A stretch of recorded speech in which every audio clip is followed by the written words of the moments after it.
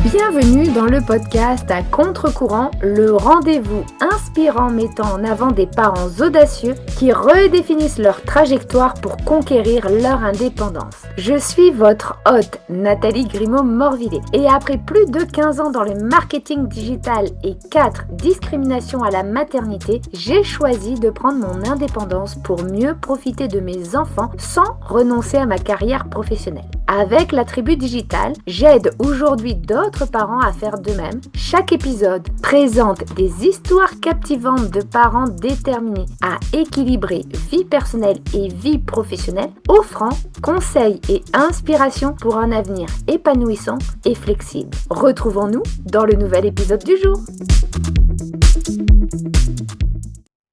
Bienvenue dans ce nouvel épisode de podcast Mom Tips. Mom Tips, ce sont des petits épisodes plutôt rapides pendant lesquels je vous partage mes astuces, mes conseils, mes prises de conscience en tant que mompreneur pour vous permettre d'atteindre vos objectifs et surtout de déconstruire des croyances portées par la société, nos proches, parfois même par nous-mêmes et qui impactent négativement notre quotidien. L'idée de ces épisodes, c'est de vous permettre de passer à l'action, tout simplement, avec des conseils qui parfois vont casser les codes de la société. Et aujourd'hui, j'ai envie de parler d'un sujet dont on ne parle pas souvent. Parce que c'est vrai que pendant longtemps, beaucoup de femmes, la majorité d'ailleurs, gardent leurs projets pour elles-mêmes. Pas parce qu'elles manquent d'idées, pas parce qu'elles manquent de compétences, mais parce qu'elles ont peur. Peur d'en parler, peur qu'on ne les prenne pas au sérieux, peur des remarques, des regards, peur qu'on leur dise que leur projet n'est pas raisonnable, ou pire encore, peur d'échouer publiquement. Alors, elles attendent le bon moment, le bon diplôme, la bonne certification, le bon niveau de confiance. Finalement, le moment où tout simplement, tout sera parfaitement prêt. Mais la vérité, c'est que les projets qui changent une vie commencent rarement dans la perfection. Ils commencent souvent par une phrase maladroite, un j'aimerais bien, je réfléchis à, et si j'osais.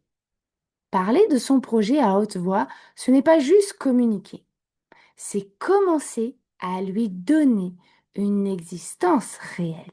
Parce qu'à partir du moment où vous osez le verbaliser, quelque chose change dans votre posture, dans votre énergie, dans votre manière de vous projeter.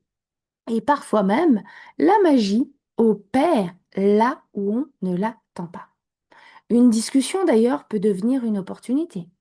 Une confidence peut créer une rencontre. Une idée partagée peut attirer une collaboration, un client, un soutien ou tout simplement le courage de continuer. Évidemment, tout le monde ne comprendra pas ce projet et c'est normal. Certaines personnes projettent d'ailleurs leur propre peur sur vous. D'autres auront besoin d'avoir des résultats avant de croire en vous. Mais ce n'est pas leur rôle de valider vos ambitions. Tenez-le bien pour acquis. Quand on devient maman, on apprend d'ailleurs souvent à penser aux autres, avant soi, à être prudente, à ne pas prendre trop de place, à rester dans ce qui rassure. Et pourtant, combien de femmes incroyables restent invisibles simplement parce qu'elles n'osent pas parler de ce qu'elles veulent vraiment. Votre projet n'a pas besoin d'être parfaitement structuré pour être légitime. Vous avez le droit d'être au début de ce projet. Vous avez le droit d'apprendre en avançant. Vous avez le droit d'avoir une idée encore fragile. Le silence protège parfois du jugement, mais il protège aussi de toutes les opportunités qui pourraient réellement transformer votre vie. Alors aujourd'hui, j'ai envie non pas de vous laisser avec une réflexion, mais de vous lancer un petit défi. Parlez-en. Parlez de votre projet à une personne de confiance, qui peut être une amie, une sœur, un frère, un collègue, qui peut être dans votre communauté, sur un post, par exemple, si vous êtes plus à l'aise, LinkedIn, dans une conversation, à midi, lors du repas, même timidement.